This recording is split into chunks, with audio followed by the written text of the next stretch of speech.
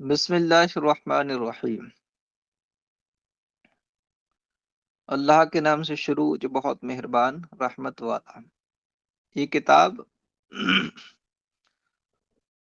موطا امام محمد ہے، یعنی اس کا نام تو المعطا ہے، لیکن یہ امام محمد علیہ رحمہ کی تصنیف ہے، اور چونکہ موطا امام مالک کی بھی ہے، اس کا نام بھی المعطا ہے، تو دونوں کے درمیان فرق کرنے کے لیے کتاب کی نسبت دونوں کے مصنفین کی طرف کر کے کہا جاتا ہے، موطا امام محمد اور موطا امام مالک، تاکہ پتہ لگ جائے کہ جس موطا کا ذکر ہو رہا ہے وہ امام محمد کی تصنیف ہے یا امام مالک کی۔ امام محمد علیہ رحمت و رضوان امام اعظم علیہ رحمت و رضوان کے صغار تلامذہ میں سے ہیں، 2 سے 3 سال امام اعظم سے پڑھا ہے، باقی انہوں نے اپنی فقہ کی تکمیل امام ابو یوسف علیہ الرحمہ سے کی۔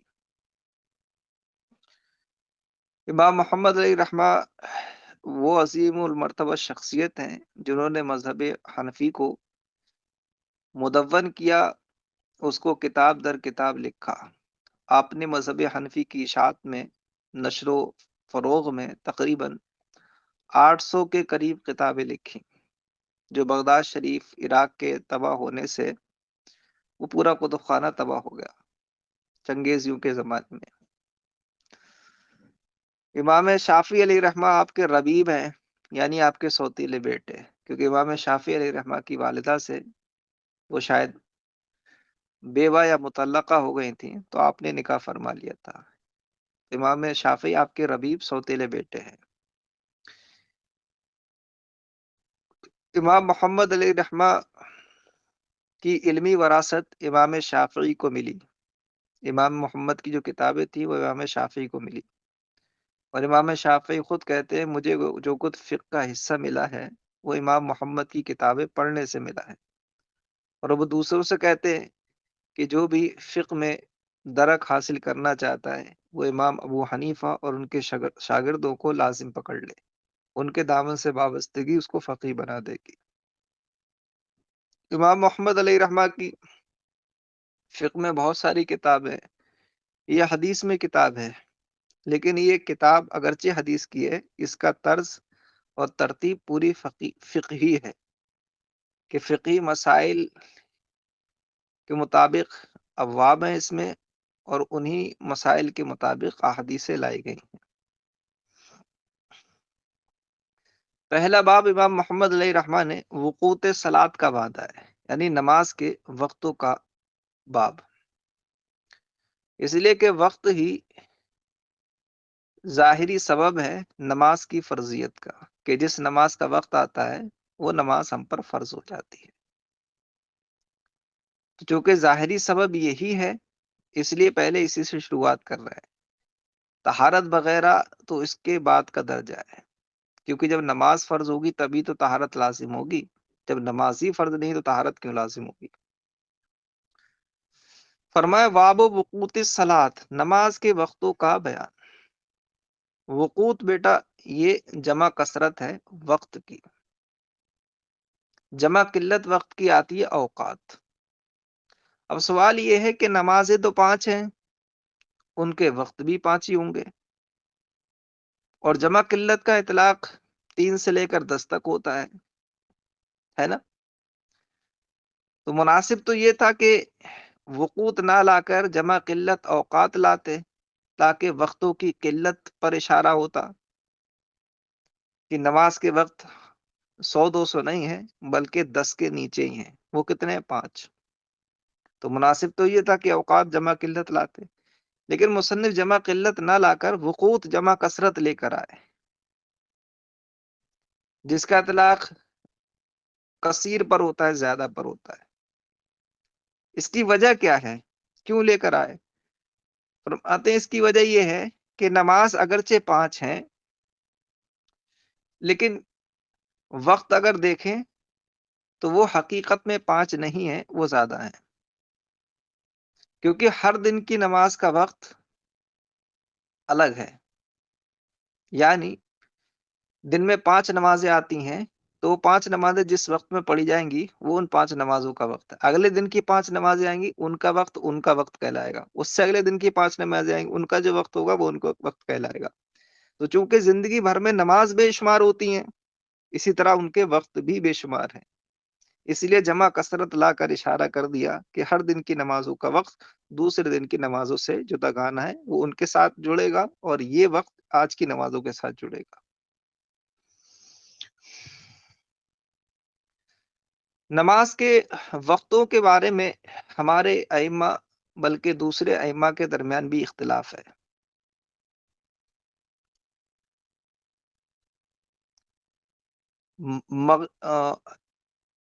فجر اور عشاء کے وقت میں کسی کو اختلاف نہیں ہے۔ سب کے نزدیک عشاء کا وقت شروع ہوتا ہے شفق کے غروب ہونے کے بعد اور طلوع فجر کے وقت ختم ہو جاتا ہے، اور فجر کا وقت طلوع فجر سے شروع ہوتا ہے، طلوع شمس کے وقت ختم ہو جاتا ہے۔ ان دونوں وقتوں میں کوئی اختلاف نہیں ہے۔ عشاء کے شروع کے وقت میں تھوڑا سا اختلاف ہے، باقی اور کوئی اختلاف نہیں ہے۔ وہ کیا اختلاف ہے میں بتاؤں گا۔ باقی ظہر، عصر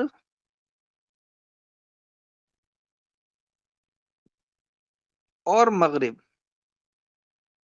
ان کے وقتوں میں اختلاف ہے۔ ظہر کے ابتدائی وقت میں سب کا اتفاق ہے کہ جب سورج ڈھلے گا، سورج ڈھلنا مطلب یہ ہے کہ اگر ہم کوئی چیز کھڑی کر دیں سورج کے سائے میں، سورج کی دھوپ میں، تو جب سورج بالکل سیدھا ہوگا اور اس چیز کا سایہ بالکل اس کے نیچے ہوگا، نہ کسی طرف جھکا ہوا زیادہ ہوگا نہ کسی طرف بڑا ہوا، بالکل جب سورج اس کے اوپر ہو، جسٹ اوپر، تو اس وقت اس چیز کا جو سایہ ہوگا وہ سایہ اصلی کہتے ہیں اسے۔ جیسے ہی سورج کسی جانب پھرے گا تو وہ سایہ بڑھنا شروع ہو جاتا ہے۔ تو جس وقت وہ سایہ پورا تھا، سورج بالکل اوپر تھا، وہ وقت ہے۔ جب وہاں سے سورج ڈھلنا شروع ہوگا تو اس کو کہیں گے ہم سورج کے ڈھلنے کا وقت، اسی کو زوال شمس کا وقت کہا جاتا ہے۔ عرف میں جو ذہبہ کبریٰ کو زوال کا وقت کہتے ہیں، جس میں کہتے ہیں نماز پڑھنا مکروہ ہے، وہ زوال کا وقت نہیں ہے، وہ ذہبہ کبریٰ ہے۔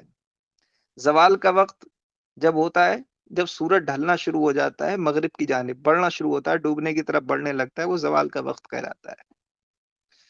تو ظہر کے وقت میں سب کا اتفاق ہے کہ سورج کے ڈھلنے یعنی زوال کا وقت شروع ہونے کے وقت ظہر کا وقت شروع ہوتا ہے۔ ابتدائی وقت میں سب کا اتفاق ہے، سب کا قول یہی ہے۔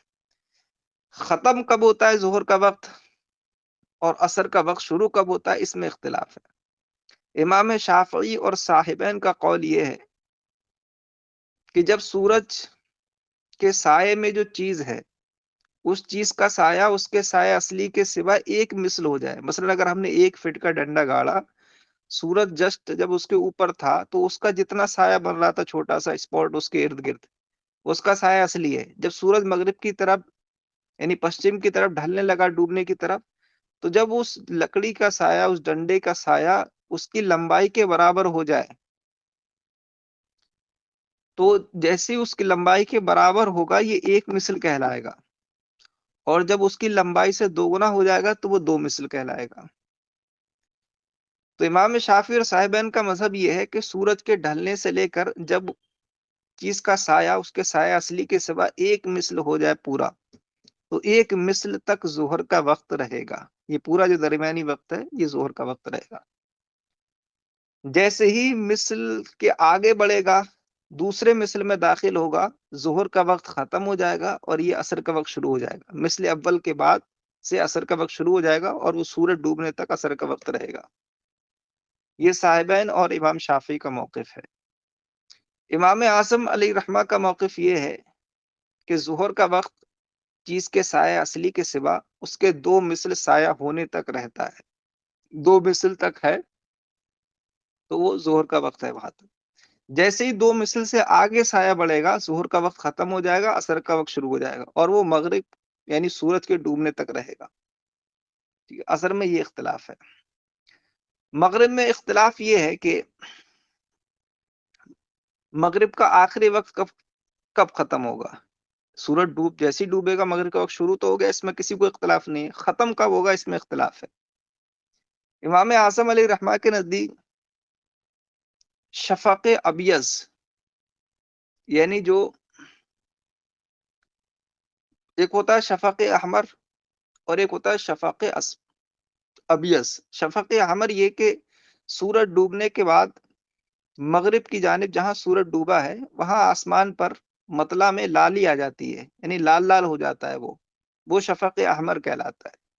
اور اس لالی جب وہ ختم ہو جاتی ہے تو کچھ وقت کے لیے وہاں سفیدی چھا جاتی ہے، تھوڑا سا اجالا آتا ہے، وہ شفق ابیض کہلاتا ہے۔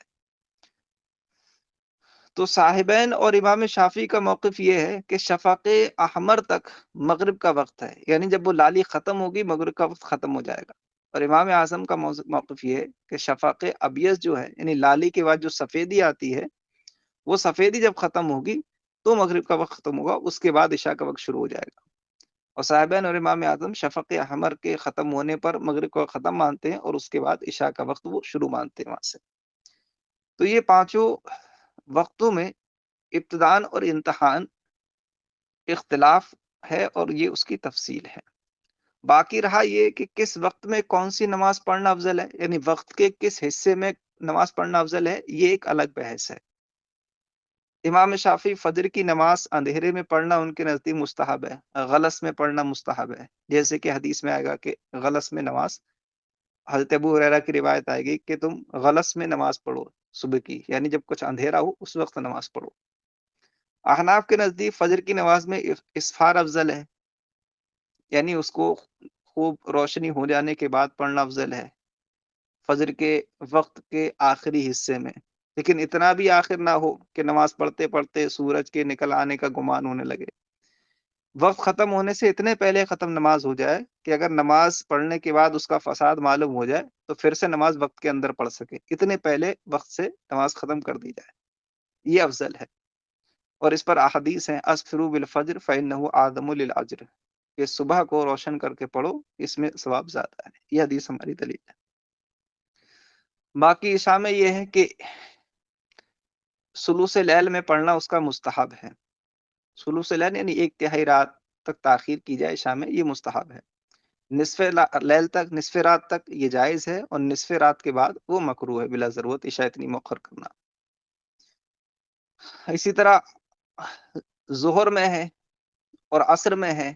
عصر میں یہ کہ اس کو مثل ثانی کے بعد بھی پڑھا جائے، مثل ثانی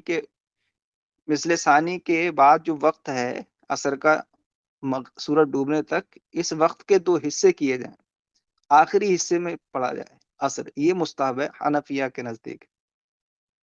لیکن اتنی تاخیر بھی نہ کی جائے کہ سورج غروب ہونے کا جو وقت ہے 20 منٹ وقت مغروب وہ آ جائے، قصدن ایسا کرنا ناجائز ہے، لیکن عصر کو بھی مؤخر کرنا یہ بہتر ہے۔ ہاں البتہ بادل ادل ہو یا اندھیرا ہو تو پھر اس میں تعجیل کا حکم ہو سکتا ہے، ورنہ عصر کی تاخیر جو ہے یہ بہتر ہے۔ اسی طرح ظہر میں گرمیوں کا موسم ہو تو ظہر میں تاخیر کرنا مستحب ہے، کہ تاخیر سے پڑا جائے، موسم کچھ ٹھنڈا ہو جائے، جیسا کہ احادیث میں اس کا ذکر ہے۔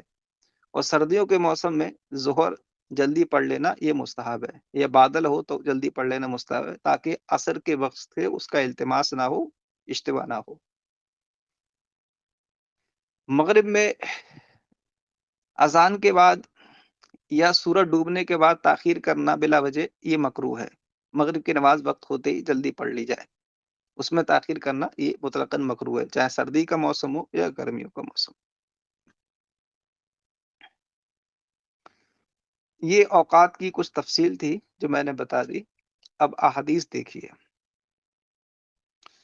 قال محمد ابن الحسن، امام محمد ابن حسن شیبانی علیہ رحمٰن نے فرمایا، اخبرنا مالک ابن انس عن یزید ابن زیاد مولا بنی ہاشم عن عبداللہ ابن رافع مولا ام سلمۃ رضی اللہ تعالی عنہ زوج نبی صلی اللہ تعالی علیہ وسلم ان ابی ہریرہ انہ سألہ ان وقت الصلاۃ فقال ابو ہریرہ،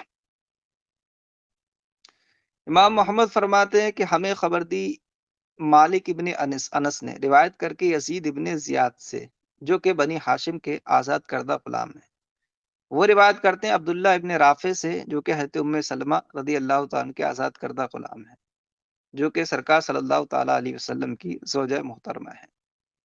وہ روایت کرتے ہیں، یعنی عبداللہ ابن رافع، وہ روایت کرتے ہیں حضرت ابو ہریرہ رضی اللہ تعالیٰ عنہ سے، انہو سألہ، کہ انہوں نے حضرت ابو ہریرہ سے پوچھا، ان وقت صلاۃ، نماز کے وقتوں کے بارے میں، کہ نماز کس وقت پڑھنی چاہیے، کیا وقت ہے نماز کے۔ فقال ابو ہریرہ، تو حضرت ابو ہریرہ رضی اللہ تعالیٰ عنہ نے فرمایا، انا اخبرک، کہ میں تمہیں بتاتا ہوں، صلی الظہر اذا کان ظلک مثلک، کہتے ہیں کہ تم ظہر کی نماز پڑھ لو جب تمہارا سایہ تمہارے برابر ہو جائے، یعنی انسان کے ایک مثل ہو جائے تو وہ ظہر کی نماز پڑھ لیں۔ والعصر اذا کان ظلک مثلک، اور عصر کی نماز پڑھو جب تمہارا سایہ تمہارے دو مثل ہو جائے۔ بیٹا یہ حدیث اگر غور سے دیکھی جائے تو یہ امام اعظم کی دلیل بنتی ہوئی نظر آئے گی، کیونکہ حضرت ابو ہریرہ کیا کہتے ہیں کہ جب تمہارا سایہ تمہارے دو مثل ہو جائے تو عصر کی نماز پڑھو۔ تو ظاہر سی بات ہے کہ دو مثل ہونے کے بعد جب عصر کی نماز پڑھے گا تو وہ مثل ثانی کے بعد ہوگی، اور مثل ثانی کے بعد ہی تو عصر کا وقت ہوتا ہے، یہ امام کا مذہب ہے۔ اور انہوں نے کیا کہا کہ ظہر کی نماز پڑھو جب تمہارا سایہ تمہارے ایک مثل ہو جائے، یعنی مثل کے بعد جب نماز پڑھے گا انسان تو ظاہر سی بات ہے کہ نماز کی ادائیگی مثل اول کے بعد ہی ہوگی، ایک مثل ہونے کے بعد نماز پڑھ رہا ہے تو مثل ثانی میں تو ہوئی نماز۔ اور یہی امام کہتے ہیں کہ مثل ثانی بھی ظہر ہی کا وقت ہے، مثل اول کے بعد عصر کا وقت شروع نہیں ہوتا بلکہ وہ ظہر کا ہی وقت ہے۔ تو یہ حدیث امام کی تائید کر رہی ہے، اگرچہ امام محمد علیہ رحمٰ نے اس حدیث کو اپنی تائید میں پیش کیا ہے، کیونکہ وہ مثل اول تک ہی ظہر کا وقت مانتے ہیں، مثل ثانی کو سورج ڈوبنے تک وہ عصر کا وقت مانتے ہیں۔ اذا کان ظلک مثلک والعصر اذا کان ظلک مثلک، عصر پڑھو جب تمہارا سایہ تمہارے دو مثل ہو جائے، والمغرب اذا غربت الشمس، اور مغرب پڑھو اس وقت جب سورج ڈوب جائے، والعشاء ما بینک وبین ثلث اللیل، اور عشاء کی نماز پڑھو اس وقت جو تمہارے اور تہائی رات کے درمیان کا وقت ہے، یعنی تہائی رات تک پڑھو۔ فَإِن نِمْتَ إِلَى نِصْفِ اللَّيْلِ، پھر اگر تم سوتے رہ جاؤ یا سو جاؤ تو پھر آدھی رات تک پڑھ لو، یعنی ثلث اللیل میں پڑھنا بہتر ہے اور نصف رات تک جائز ہے۔ فلا نامت عیناک، تو تمہاری آنکھیں نہ سوئیں۔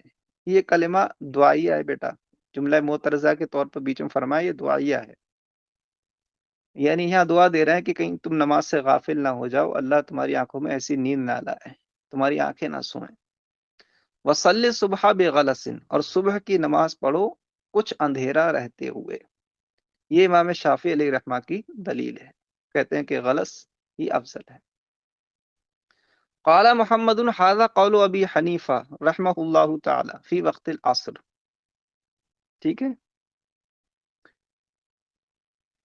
امام محمد فرماتے ہیں کہ یہ امام اعظم کا قول ہے وقت عصر میں، یعنی مثلین کے بعد عصر کی نماز پڑھنی ہے، جیسے کہ میں نے بتایا کہ حدیث بتا رہی کہ مثلین کے بعد پڑھنی ہے۔ امام محمد بھی کہہ رہے ہیں کہ یہ امام اعظم کا قول ہے عصر میں، یعنی امام محمد علیہ رحمٰ نے عصر کے بارے میں اس حدیث کو امام اعظم کی دلیل کے طور پر پیش کیا ہے۔ وکانا یار اسفارہ فی الفجر، اور امام اعظم فجر میں اسفار کی رائے رکھتے تھے کہ اسفار کیا جائے، خوب روشن ہو کر پڑھ جائے۔ واما فی قولنا فانا نقول اذا زاد الظل علی المثل فصار مثل الشیء زیادتا من حین زالت الشمس، اور ہاں ہمارے قول میں تو ہم کہتے ہیں کہ جب سایہ ایک مثل ہو جائے،